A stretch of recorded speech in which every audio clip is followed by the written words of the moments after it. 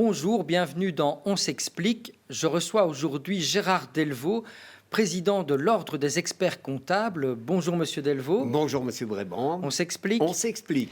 Alors on peut dire qu'on vit une grande période d'incertitude. Aujourd'hui, on sort à peine de la pandémie qui n'est peut-être pas finie. On vit une grande période de tension internationale.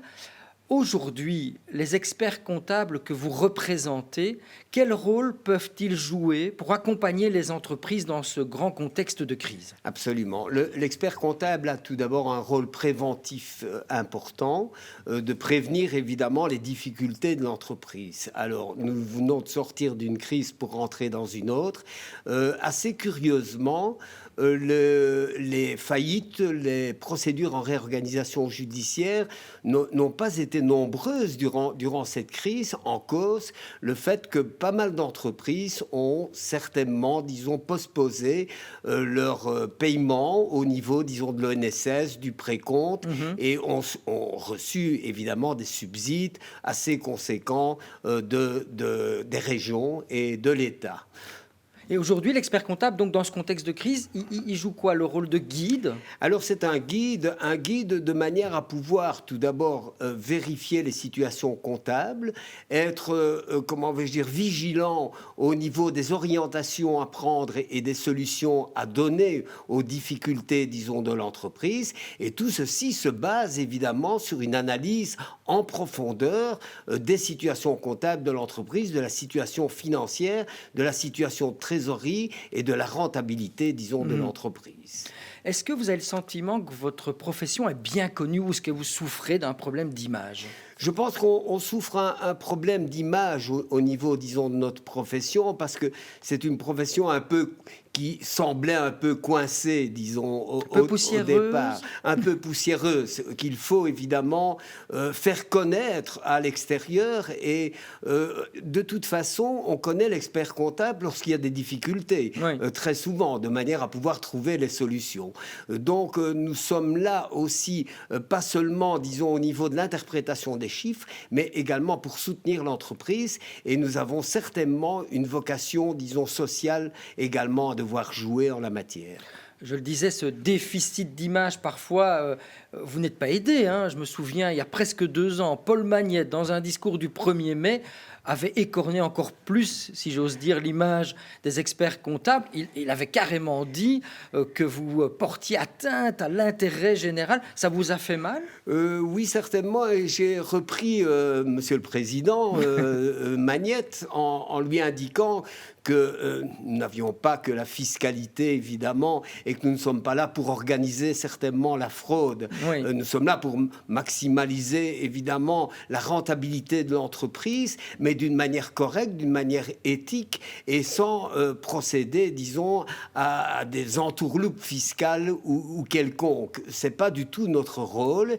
Et je pense que M. Magnette a bien compris, parce qu'il m'a répondu, disons, aussi vite, et en s'excusant peut-être un peu d'avoir précipité son intention par rapport à la profession. Voilà, parce qu'on souvent, c'est vrai qu'on caricature, on dit l'expert comptable, il nous permet peut-être de payer moins d'impôts, de trouver des petites ficelles. Ce n'est pas que ça, c'est aussi un accompagnement stratégique. Votre mission, elle consiste aussi à anticiper l'avenir. Absolument. Je pense qu'on a une fausse image, disons, des experts comptables, et même les cabinets comptables devront un peu évoluer également, parce qu'on assimile l'expert comptable finalement au conseiller fiscal uniquement. Le conseil fiscal n'est jamais qu'une partie, disons, de l'expertise comptable. Notre rôle essentiel est tout autre. C'est l'organisation des services administratifs et comptables, c'est l'étude de la rentabilité, c'est l'étude des coûts de revient, c'est de manière à pouvoir déterminer les prix de vente, disons, de l'entreprise,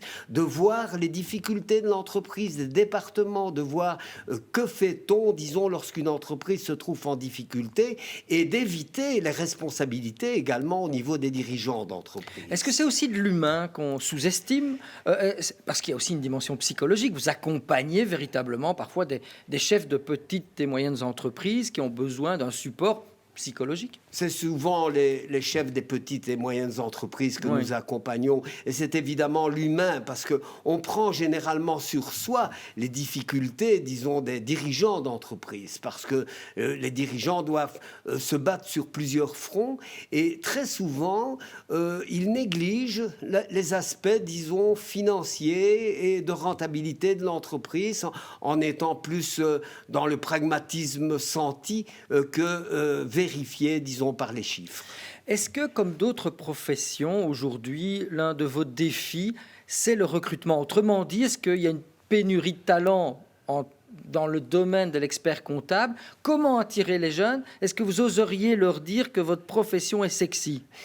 C'est-à-dire qu'aujourd'hui, de fait, au point de vue du recrutement, tous les cabinets d'experts comptables souffrent de trouver, disons, de bons collaborateurs.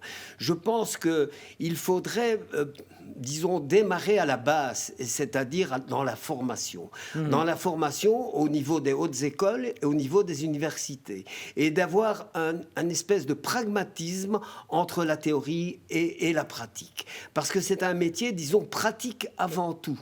Et là, ça s'apprend sur le terrain et pas nécessairement, disons, dans les livres. Donc, nous souffrons d'une certaine carence à ce niveau-là et il faut continuellement, disons, essayer de remettre les choses en place et d'attirer les jeunes, surtout pour cette profession. Et c'est quoi la solution? Comment les attirer? C'est quoi la solution? C'est d'ouvrir vos bureaux pour des stages davantage? C'est de faire des stages au niveau, disons, des cabinets et de leur montrer, disons, l'intérêt que porte la profession pour le développement, disons, de l'entreprise. Et c'est un métier tout à fait passionnant et je pense que les jeunes peuvent être attirés, mais évidemment, aujourd'hui, bien souvent, disons, la hiérarchie des valeurs est un peu inversée quelque part et c'est un métier aussi très contraignant, donc il faut le savoir. Il y a beaucoup de satisfaction lorsqu'on sauve une entreprise, lorsqu'on donne de bons conseils à l'entreprise, mais bon, c'est assez compliqué parfois au niveau, disons, de l'attrait que l'on peut porter à cela. Un autre défi, c'est la digitalisation, la gestion des données. On parle beaucoup des data, il y a aussi la cybersécurité. Que fait l'Ordre des experts comptables pour dompter ces nouveaux défis-là? Alors, évidemment, l'Ordre des experts comptables, avant tout, est disons, une association professionnelle qui compte pas mal de membres, puisque nous sommes 2000. Oui. Et d'autre part, nous essayons, disons, de donner de la formation continuée, plus de 200 formations sur une année dans les différents domaines, qui ne sont pas les domaines nécessairement de la fiscalité, mais qui sont également les domaines, disons, d'apprentissage à l'informatique, parce que la digitalisation, l'intelligence artificielle va mener quelque part dans les mois à venir, disons, notre profession. Et là, il y aura certainement un changement à devoir faire également, d'axer plus nos conseils sur l'évaluation des entreprises, sur toute une série, disons, de points que l'on néglige très souvent parce que la fiscalité est de plus en plus contraignante ici en Belgique. Vous savez que c'est une émission qui est suivie par les entrepreneurs, les commerçants, les indépendants, les chefs de PME. Je suis patron de PME, je n'ai pas d'expert comptable, je m'en sors très bien comme ça, je me débrouille. Comment vous allez me convaincre, Gérard Delvaux, de recourir à vos services ou de prendre un expert comptable? Bien, tout d'abord, d'essayer de vous convaincre que on va vous donner le meilleur conseil pour accroître votre rentabilité. Alors, ce n'est pas nécessairement, disons, payer le moins d'impôts possible, comme certains peuvent le penser.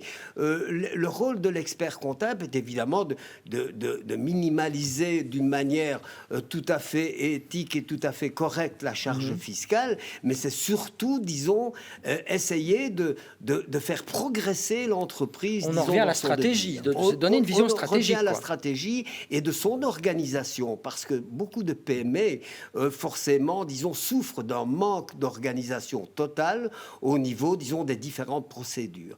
Et là, je pense que l'expert comptable, finalement, avec son bon conseil, ne coûte strictement rien à l'entreprise et rapporte énormément. Une grande plus-value. Et il donne une plus-value. Dernière question, Monsieur Delvaux, on arrive tout doucement à la fin de cette émission. Comment vous voyez l'évolution de votre métier dans les 10 ans qui viennent? Mais dans les 10 ans qui viennent, évidemment, le métier va se modifier puisque la digitalisation, disons, est quelque chose dont il faut compter. Donc, nous serons, disons, plus axés vers le conseil, qu'il soit conseil, disons, d'organisation, conseil, disons, financier également de l'entreprise, d'analyse de bilan, d'élaboration de tableaux de bord au niveau de l'entreprise. Il est évident que le métier va évoluer, disons, dans ce sens-là, dans un sens plus positif, de manière à donner la bonne impulsion, disons, aux dirigeants. Monsieur Gérard Delvaux, j'étais ravi de vous accueillir dans l'émission On s'explique. On se retrouve la semaine prochaine avec un autre invité. Au revoir. Merci, monsieur Aubert. Au revoir.